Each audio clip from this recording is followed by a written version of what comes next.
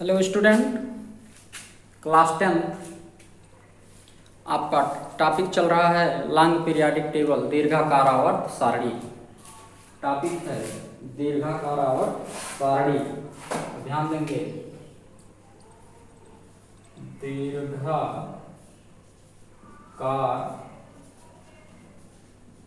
आवर्त सारणी। आप सभी लोग दीर्घाकार आवर्त सारणी एक सादे पेपर पे खूब बड़ा सा पैटर्न बना के बुक के द्वारा, और जहाँ भी आपका स्टडी टेबल है वहाँ लगा दो, और उसमें एलिमेंट देखो, एलिमेंट का नाम याद करो। Hydrogen, lithium, sodium, potassium, rubidium, caesium, francium, ये फर्स्ट ए वर्ग के तत्व हैं। Beryllium, magnesium, calcium, strontium, barium, radium, ये सेकेंड ए वर्ग के तत्व हैं। इसी प्रकार आप सभी वर्ग के तत्वों को लर्न कर सकते हैं और एक क्रमिक अध्ययन कर सकते हैं। तो कल आपको हम बताए थे दीर्घाकार आवर्त सारणी कि इस आवर्त सारणी में 7 क्षैतिज पंक्ति हैं जिसे आवर्त कहते हैं। 7 क्षैतिज पंक्ति को 18 ऊर्ध्वाधर कॉलम में बांटा गया जिसे हम वर्ग या समूह कहते हैं। इस आवर्त सारणी में तत्वों को बढ़ते हुए परमाणु क्रमांकों के क्रम में रखा गया है। सरल इलेक्ट्रॉनिक विन्यास यानी SPDF के आधार पर इसे 4 भागों में बांटा गया, S block, P block, D block, F block, ये सब आपको बताया गया था। आवर्त सारणी में बाएं से दाएं जाने पर तत्वों के गुणों में क्रमिक परिवर्तन होता है। इसका हमें एक्सप्लेन करना है आज कि आवर्त सारणी में बाएं से दाएं जाने पर तत्वों में क्रमिक परिवर्तन होता है। इसका हमें क्या करना है, एक्सप्लेन करना है। तो आइए देखते हैं तत्वों के बारे में, तत्वों के क्रमिक परिवर्तन के बारे में, इससे रिलेटेड टॉपिक क्या क्या है। तो पहले हमें सुना है आप पीरियाडिक टेबल बनाना ही पड़ेगा। चलिए, पीरियाडिक टेबल नहीं बनाते हैं, आपको ऐसे ही बताते हैं। देखिए, ये ऐसे आप बाएं से दाएं जाओगे ऐसे, और पीरियाडिक टेबल का एक पार्ट है ऊपर से नीचे, और ये है बाएं से दाएं। हम एक आवर्त और एक वर्ग के तत्वों को लक्षण को प्रदर्शित कर रहे हैं ताकि आपको अन्य तत्व और वर्ग के लक्षण का अध्ययन हो जाए। तो चलिए ये देखिए पहला आवर्त देखते हैं। देखिए, पहले आवर्त में ऐसे बना हुआ था पीरियाडिक टेबल, ऐसे था ना, ये पहला आवर्त था। दूसरा ऐसे गए थे तो यहाँ पे हम P ब्लॉक में लग रहा है ऐसे। ये यहाँ क्या है, जीरो वर्ग है। यहाँ हीलियम है, यहाँ नियान है, यहाँ आर्गन है। तो ध्यान देंगे। और चौथा वर्ग, दूसरा, तीसरा और चौथा, यही है 1 2 3 4 5 6। ये आपका है 3rd, 4th, 5th, 6A, 7th A, जिसे हम हाइड्रोजन वर्ग कहते हैं। ये आपका फर्स्ट ए है और ये आपका सेकंड ए है। यहाँ हाइड्रोजन है, यहाँ लिथियम है, यहाँ सोडियम है, यहाँ पोटेशियम है, beryllium, magnesium, boron, carbon, nitrogen, oxygen, fluorine, aluminium, silicon, phosphorus, sulphur, chlorine. चलिए, क्लोरीन। देखिए, आवर्त सारणी के आधे भाग को हमने प्रदर्शित किया। ये फर्स्ट ए वर्ग है, सेकंड ए वर्ग है, 3rd ए है, 4th ए है, 5th, 6th, 7th और 0 समय। इन तत्वों के बाएं से दाएं जाने पर या फिर ऊपर से नीचे जाने पर तत्वों के गुणों में क्रमिक परिवर्तन होता है। इसकी व्याख्या हमें करना है। तो ध्यान दीजिएगा, पहले हम छोटा सा टॉपिक आपको बताते हैं कि इस तत्वों को आवर्त सारणी में स्थान कैसे दिया गया है। ध्यान देंगे, जैसे तत्व हैं, इनका इलेक्ट्रॉनिक विन्यास किया गया है। क्या किया गया है, इलेक्ट्रॉनिक विन्यास। किस पर, KLMN यानी कोष के आधार पर। आप लोग का क्लास 9th में इलेक्ट्रॉनिक विन्यास पढ़े होंगे, तो ध्यान देंगे। इलेक्ट्रॉनिक विन्यास देखते हैं। जैसे मान लिया ये हाइड्रोजन है, तो हाइड्रोजन का परमाणु क्रमांक 1 होता है। इसका इलेक्ट्रॉनिक विन्यास 1 होगा, यानी K कोष में एक ही इलेक्ट्रॉन होंगे। तो ये जो कोष होता है बेटा, ये क्या है, के कोष है ना।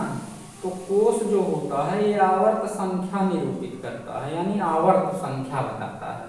तो के में के कोष माने एक ही कोष है, तो आवर्त संख्या एक हो गया, आवर्त एक हो गया।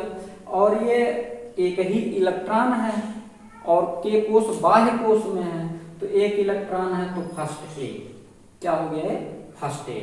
अब इसी प्रकार ध्यान देंगे, यदि मान लिया ऐसे देते हैं, जैसे बेरिलियम की बात करें, जैसे बेरिलियम है, बेरिलियम का परमाणु क्रमांक कितना होता है, 4। अब बेरिलियम का इलेक्ट्रॉनिक विन्यास करेंगे तो ये हो जाएगा 2 2, एक के यल। तो ये कितने कोष हैं, 2 कोष हैं, के कोष यल कोष, 2 कोष माने दूसरे आवर्त में, और बाह्य कोष में कितने इलेक्ट्रॉन हैं, 2, यानी सेकेंड, तो दूसरे आवर्त और सेकेंड ए माने यहाँ स्थान प्राप्त हो गया। इसी प्रकार मैग्नीशियम है, मैग्नीशियम का परमाणु क्रमांक 12 है, इसका इलेक्ट्रॉनिक विन्यास करेंगे 2 8 2। तो एक कितने कोष हैं, 3, अरे के यल यम 3 कोष हैं, यानी तीसरे आवर्त में, और बाह्य कोष में 2 इलेक्ट्रॉन हैं, यानी सेकेंड ए में। तो सेकेंड ए के नीचे तीसरे आवर्त के आगे और सेकेंड ए के नीचे यही तो मिलेगा आपको, ठीक। यहाँ किसी का एग्जाम्पल ले लेते हैं, देखिए जैसे ऑक्सीजन है, ऑक्सीजन का परमाणु क्रमांक 8 2 6।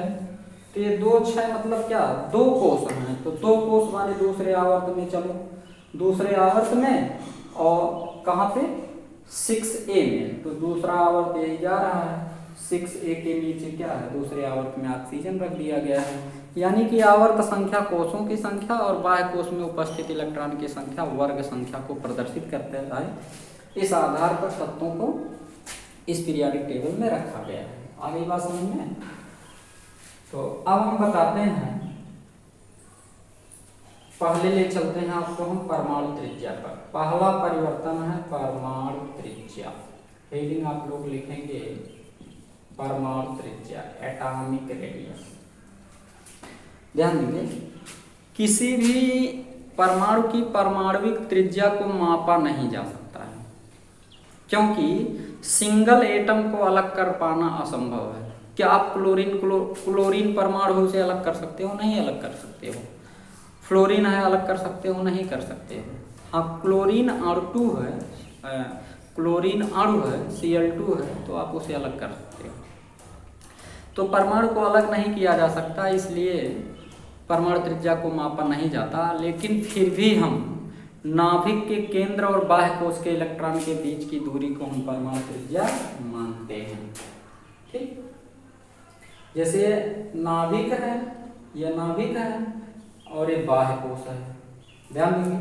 अब जैसे मान लिया बेरिलियम की बात करें, तो देखो यह नाभिक है, बेरिलियम में कितने कोष हैं? 2 कोष है ना, अरे के कोष यल कोष, तो के में 2 इलेक्ट्रॉन और बाह्य कोष में 2 इलेक्ट्रॉन, और ये बेरिलियम का नाभिक है, तो नाभिक और बाह्य कोष के इलेक्ट्रॉन के बीच की दूरी को हम क्या कहेंगे? परमाणु त्रिज्या कहते हैं।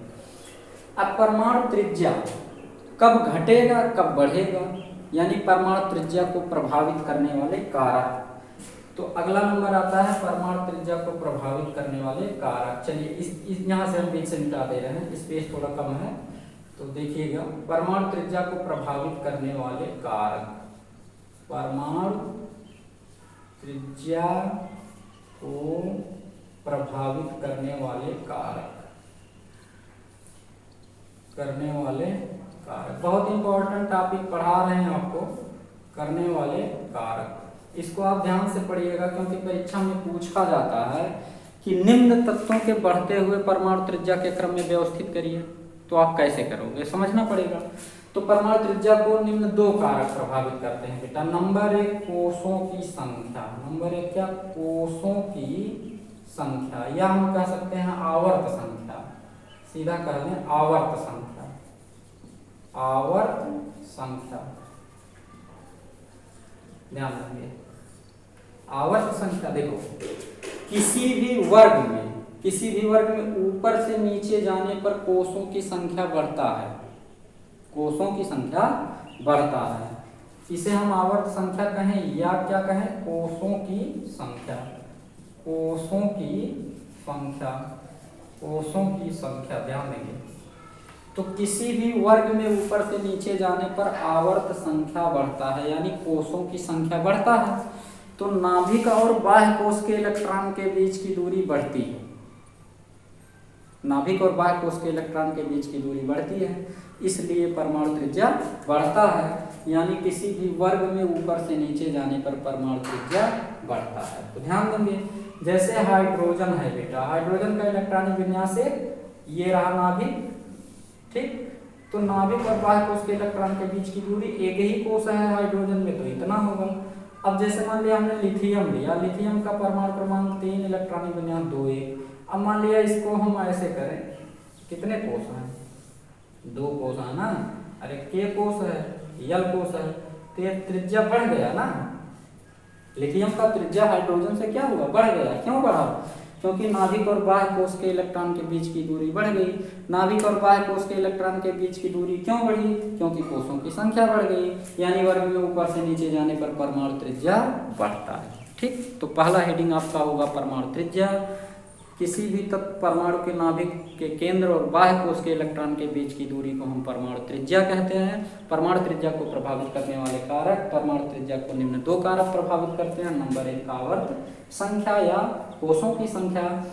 किसी भी वर्ग में ऊपर से नीचे जाने पर नाभिक के केंद्र और बाह्य कोष के इलेक्ट्रॉन के बीच की दूरी बढ़ती है, अर्थात वर्ग में ऊपर से नीचे जाने पर आवर्त संख्या या कोषों की संख्या बढ़ने के कारण नाभिक के केंद्र और बाह्य कोष के इलेक्ट्रॉन के बीच की दूरी बढ़ती है, जिसके कारण त्रिज्या बढ़ती है। चलिए ध्यान दीजिए, इतनी बात समझ में आया। अब हम आते हैं नाभिकीय आवेश। दूसरा प्रभावित करने वाला कारक क्या है? नाभिकीय आवेश, नाभिकीय आवेश। ध्यान, न्यूक्लियर चार्ज। अब हम बाएं से दाएं चलेंगे, ध्यान देंगे। किसी भी आवर्त में बाएं से दाएं जाने पर नाभिकीय आवेश बढ़ता है। नाभिकीय आवेश बढ़ता है तो नाभिक के केंद्र और बाह्य कोष के इलेक्ट्रॉन के बीच आकर्षण बल बढ़ता है, जिसके कारण त्रिज्या छोटी होती है। ध्यान दें, जैसे लिथियम से है, देखो दूसरे आवर्त में हम चलते हैं। Lithium, beryllium, boron, carbon, nitrogen, oxygen, fluorine, ठीक। अब ये बाएं से दाएं जा रहे हैं, इलेक्ट्रॉनिक विन्यास करेंगे। 2 1, इसका परमाणु क्रमांक 4 है। 2 2, इसका परमाणु क्रमांक 5 है। 2 3, इसका परमाणु क्रमांक 6 है। 2 4, इसका परमाणु क्रमांक 7 है। 2 5, इसका परमाणु क्रमांक 8 है। 2 6, इसका परमाणु क्रमांक 9 है। 2 7। इलेक्ट्रॉनिक विन्यास इस प्रकार है, 2 1, 2 2, 2 3, 2 4, 2 5, 2 6, 2 7। तो आप देख रहे हो कोषों की संख्या में कोई परिवर्तन नहीं हो रहा है। अरे भाई, कोषों की संख्या में परिवर्तन नहीं हो रहा है तो क्या नाभिक और बाह्य कोष के इलेक्ट्रॉन के बीच की दूरी घट नहीं सकता? घटेगा। वैसे तो कोषों की संख्या में परिवर्तन ना होने से त्रिज्या समान आना चाहिए ना, लेकिन ऐसा नहीं होता है।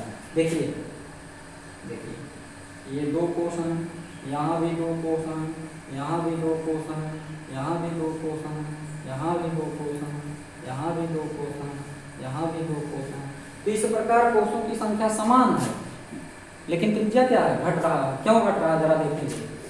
जैसे जैसे परमाणु क्रमांक बढ़ेगा, यानी कि 3 4 5 6 7, बाएं से दाएं जाने पर, बाएं से दाएं जाने पर जैसे जैसे परमाणु क्रमांक बढ़ता है, वैसे वैसे तत्व का नाभिकीय आवेश बढ़ेगा।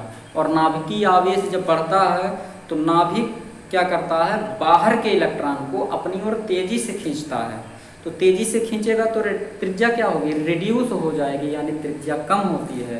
अर्थात किसी भी आवर्त में बाएं से दाएं जाने पर नाभिकीय आवेश बढ़ने पर परमाणु त्रिज्या घटता है, क्योंकि नाभिक के केंद्र और बाह्य कोष के इलेक्ट्रॉन के बीच की दूरी बढ़ती है।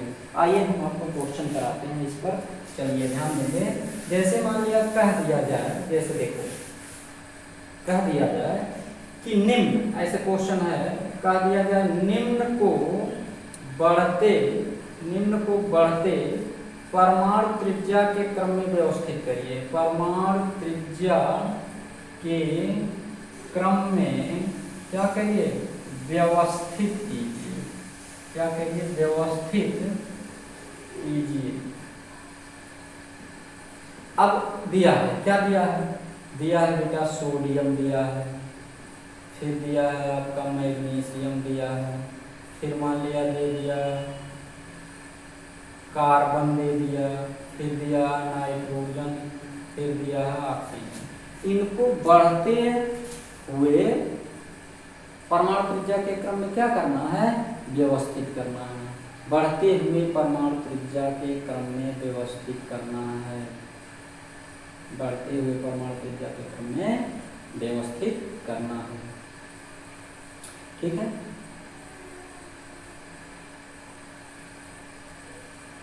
बढ़ते हुए परमाणु त्रिज्या के क्रम में व्यवस्थित कीजिए। तो कैसे करेंगे, ध्यान देंगे, बढ़ते हुए परमाणु त्रिज्या के क्रम में। इसमें जरा बताओ सबसे छोटा परमाणु त्रिज्या किसका होगा, सबसे छोटा परमाणु त्रिज्या किसका होगा बताइए।